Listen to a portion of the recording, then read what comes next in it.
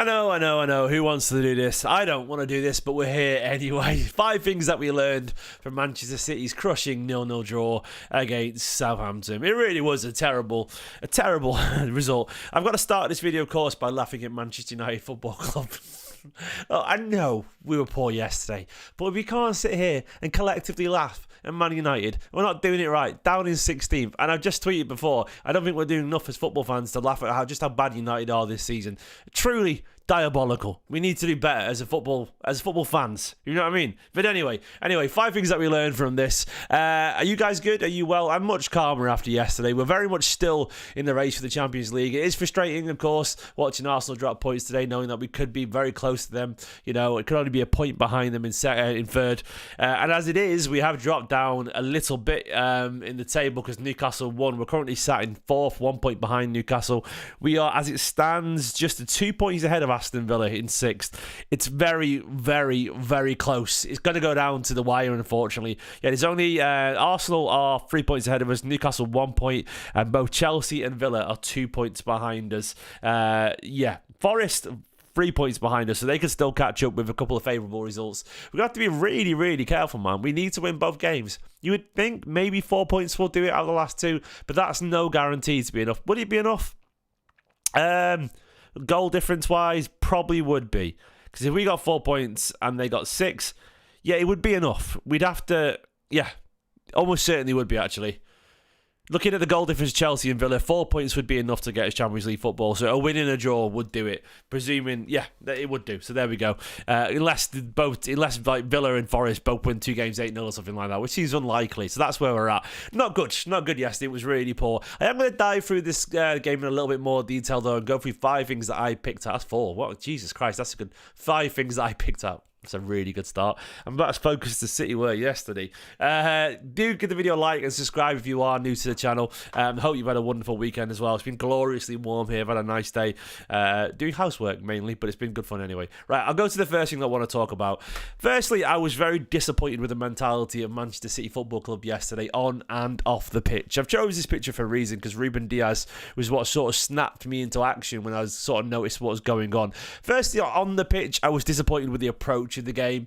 We can talk an awful lot about Guardiola and his decision making off the pitch, and I will get onto that later on in this video almost certainly. But I also think the players, they have to show more. I'm sorry, but the players played the game at walking pace, and as much as Guardiola tells them to play a certain way, look, there's lots of very experienced professionals out there, winners, actual winners, and there wasn't enough hunger, in my opinion, when watching that team to go and win that. The mentality was I would argue, in hindsight, a little bit entitled, maybe a little bit too blasé. They're not entitled players, but everyone can act entitled every now and then. It doesn't mean you're an entitled person. I think they expected to win, if I'm being honest, given that it's, Southampton and they've been really poor. And the way that they played the game in second gear, to me, suggests that it inevitably would happen. And I was also really disappointed with Ruben Diaz's comments after the game as well. I know it's just emotion, and I know people lash out every now and then, and it was sort of true.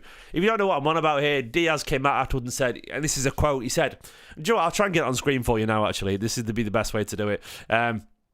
Hang on. This is what Diaz said. Said, in a moment like this, every point matters, and it's obviously frustrating to play against a team like this. They don't even try anything. They just sit there, and they don't even want to win the game. They just want to be there. And it's not good for the show. It's not good for themselves. It's not good for anyone. But it is what it is. Funny thing is, we do what Ramsdale did once, and straight away it's a yellow card. He does it 20 times, and he should just play on. And obviously, this slows the game, and it just helps it consistently. But anyway, we had a chance. We tried to game. We tried to be versatile.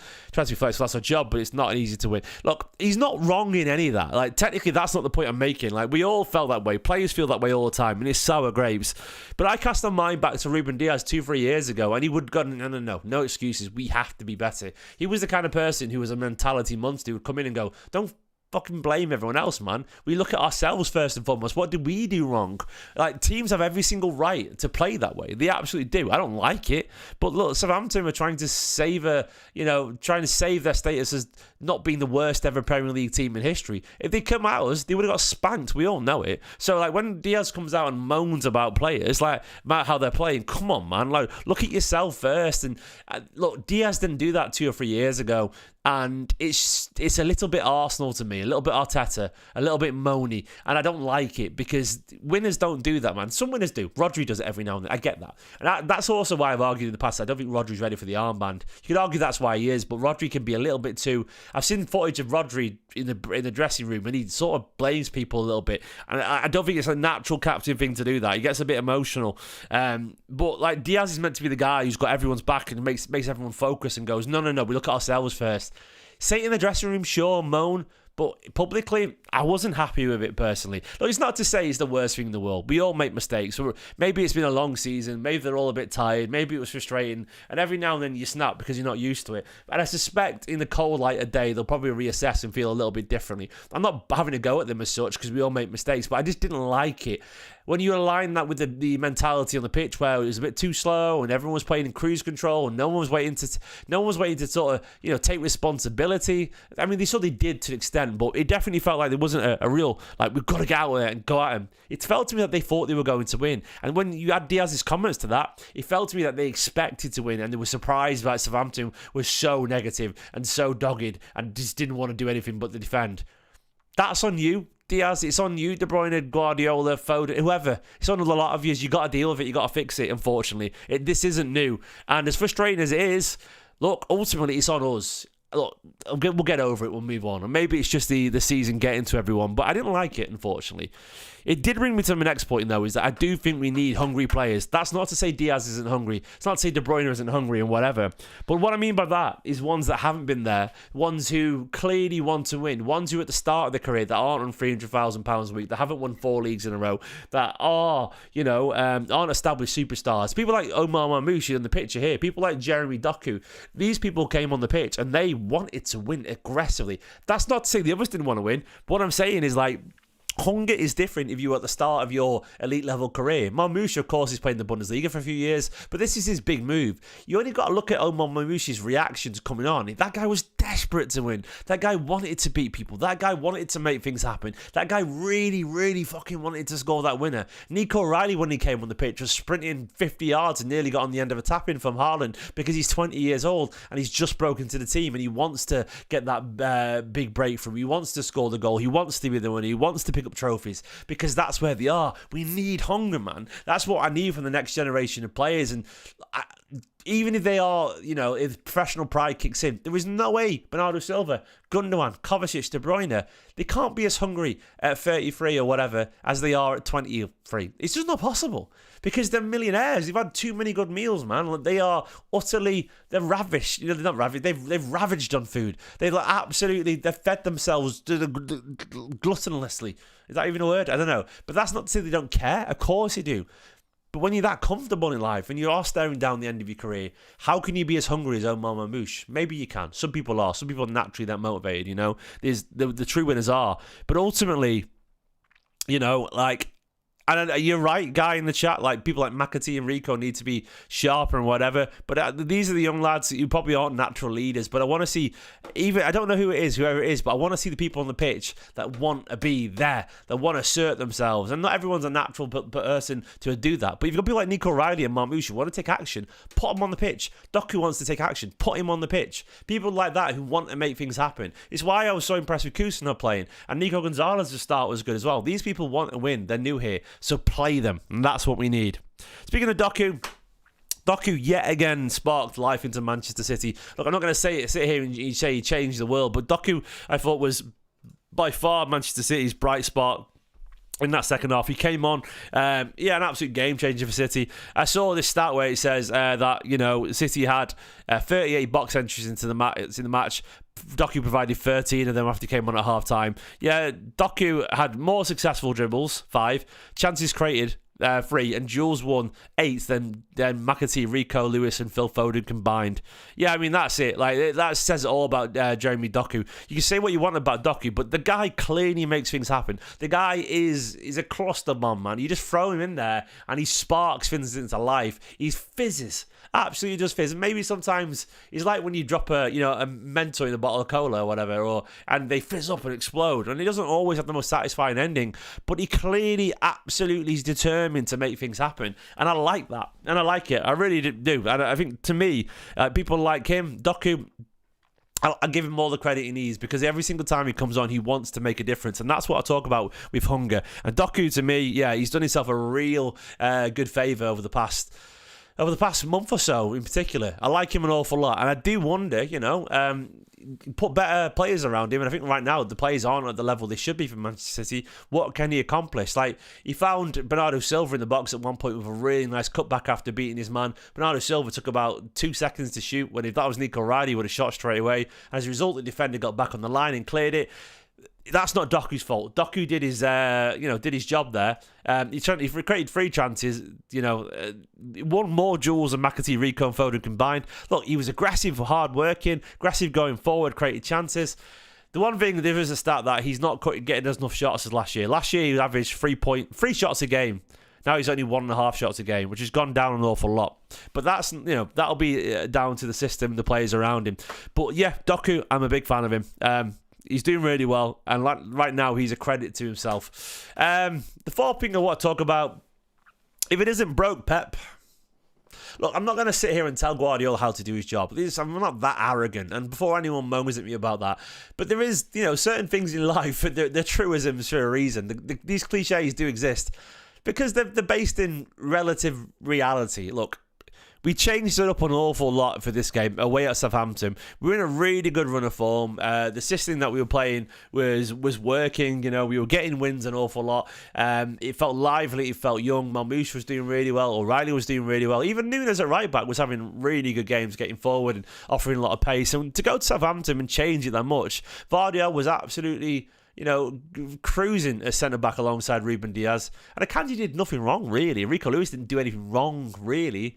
And Guardiola didn't do anything wrong, really. But I would argue quite comfortably that there was less of a threat going forward from Manchester City because of the changes that we made. Look, we brought Phil Foden back into the side. Look, I'm never going to complain about Phil Foden playing football, but he was a change. We brought Kanji back into the side. He was a change. We brought Haaland back into the side. He was another change. And the result of that is that we just changed how we played. Phil's had a poor season, and I called in the preview that we'd start. He's had a poor season. It meant Marmoush going out of the team. Marmoush has been our bright spark, I would argue. It meant as well with Kanji coming back into the team that effervescent young rampaging fullback Nico Riley wasn't there to offer more goal threat with his technical ability, and all they were going to do was sit back and defend. I'm amazed that Guardiola felt otherwise. I don't know. I mean, I think most people would have guessed that they were going to be really deep and just play for pride, and they just sat there deep, and Nunes gets forward quite well and overlaps. He's aggressive, he works really hard, he's pacey. He's more of an attacking threat out wide as a right back than Rico Lewis is. Rico, obviously, I understand why he played him. His ability in tight spaces, blah, blah, blah, etc. But Rico O'Reilly should have been at left back.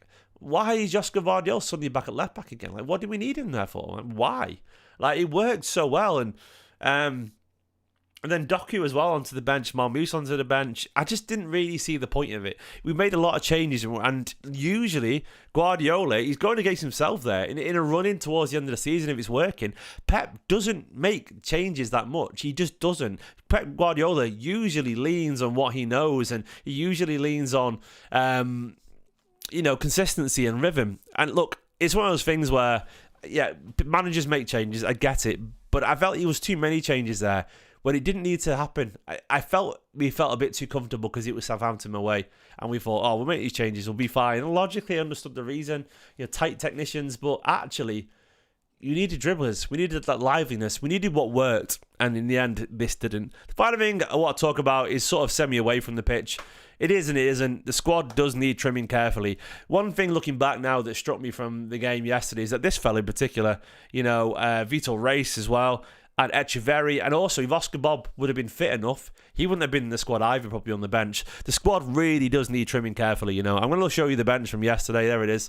You've got Doku on the bench there, of course. Savinho, Nico Riley, Marmoush, Ortega, Jack Grealish, Gundogan, Nunes, Nico Gonzalez. And then no Oscar Bob, and John Stones is not even available either. John Stones, Ake and Rodri. Some of these new signings are going to disappear off the bench. Are you telling me if Rodri was available, who do you think's dropping out of that bench? Gundogan or Nico Gonzalez? I'm telling you now, it's Nico Gonzalez because Guardiola loves Gundogan. If John Stones is available, who's dropping off that bench?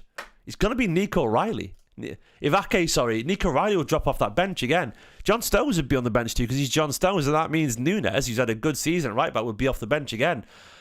Oscar Bob can't get on the bench. And the point I'm making here is that we've got, like, all this talk about wanting new players is true, and I do too. But I understand why Guardiola wants, a smaller squad, because you don't want to leave people in the stands, and, you can't have your cake and eat it. You can't have all these players and you then, hoard them and never play them. Guardiola is going to pick the experienced players. We need to trim this squad carefully. There is no reason that Kusanov should not be on the bench sat in the stands right now. He shouldn't be, It's one of those things where Oscar Bob should never be sat in the stands. He's far too talented, but he will be. And I'm worried that we'll struggle to sell some of these players. We're going to have to be really tough in the summer because Kusanov is our player of the month, and deservedly so. Not just because Uzbekistan voted him as an entire nation, but because he deserved to be there. And he was excellent when he came in. And now he can't even get a sniff, Maybe the shampoo story is true after all. But then Bob as well, barely on the bench. Echeverria, this talented young Argentine attacker. I understand it with him to an extent, but can't get on the bench either. Vitor Reis, a 30 million young centre-back from Brazil that apparently Guardiola wants to see as a number 6 for the under-21s. We signed a 30 million Brazil centre-back and he wants to play him as a number 6 for the under-21s. For the EDS. I mean, come on, man. Like, there's too many here, I would argue. We need to think about how we're going to fix this squad. And yes, Grealish, might move on. But who else? Bernardo, maybe? Stones, Ake? I am not confident that Guardiola will want to move some of these players on. So we're going to have to, and by the way, if Vitor Reis gets loaned out for 30 million quid, jeez, that doesn't look good at all, in my opinion. And Echeverria as well. Echeverria, fair enough, not quite as expensive. But we've got to be sort of realistic about what we can expect to accomplish with a squad that is sort of bloated, if I'm being honest right now. These people like Kusanov, Oscar Bob should be on the bench every single week. They are too talented. They are the future of Manchester City. And I just know for a fact if Stones, Rodri and Ake were available, that would be Nico Gonzalez, probably... who else is on the bench there? Nico Riley, as someone else should be off the bench, and they are the future, unfortunately. Guys, there are 5 things that I would talk about from this, the disappointing mentality, and it really was disappointing. I was disappointed in their approach to the game and also disappointed with their words after. Not good enough. Look inwards first. We do need hungry players. People like Malmouche made a massive difference when he came on, as did Doku, who again spotlighted into Manchester City. If it isn't broke, don't fix it. That's something we have a tendency to do. And finally, of course, the squad does need trimming carefully. Guys, let me know the 5 things that you took from the game. We will probably get Champions League football. 4 points will do it roughly based on current goal difference. But we've not made it easier for ourselves. Look, the fixtures, they're not great, Bournemouth at home. It's after a FA Cup final. Fulham away. I don't like Fulham away. I don't like that at all. Fulham away to qualify the Champions League football. They are sat in mid-table, but... I don't think they're going to be able to get in the European football as it currently stands. It's no guarantee there. It's going to be difficult. Guys, give the video a like, subscribe. Up the Blues.